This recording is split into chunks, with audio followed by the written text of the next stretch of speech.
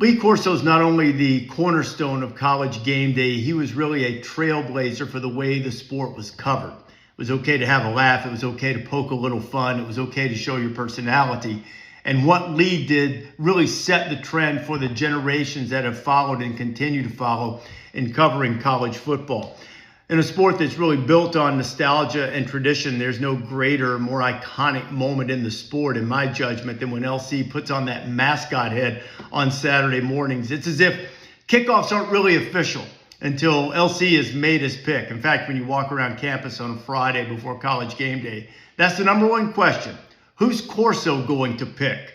It's because of something he's taught us from the very beginning. It's entertainment, sweetheart. Football is our vehicle. And man, did he use that vehicle brilliantly. You know, I think about the great connections that Lee has made. Because before he was a transcendent television figure, he was an extraordinary coach. And if the mark of a coach is really the relationships that you build and develop during your time at a particular place, never was that success more evident than when College Game Day went to Indiana last year. A number of LC's players came back just for a luncheon, just to spend some time around him, just to remind him just how much he had meant in their life. He was not only the consummate entertainer, he was the consummate coach. He sort of made it his life's work to make sure that people succeeded on the field, had joy on the field, and brought joy to them in their living rooms and through the television sets on Saturday mornings.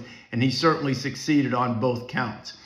I'll never be able to repay him for the way he treated me when I came to College Game Day. He embraced me as the new quarterback. There was not a hint of standoffishness or resentment.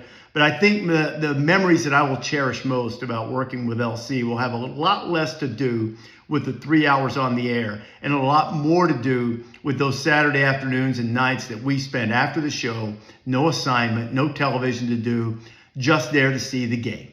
Because he loved it, because it was part of him. The one that leaps to mind, 2016 classic game between Louisville and Clemson, Lamar Jackson, Deshaun Watson. Clemson went on to win the national championship that year. And LC, because of that connection, that deep-rooted connection and love that he had for Louisville from when he was the head coach there, he was stalking that sideline. At times it was almost as if he were out there with Bobby Petrino helping him call plays. And it was just an absolute joyful thing to see.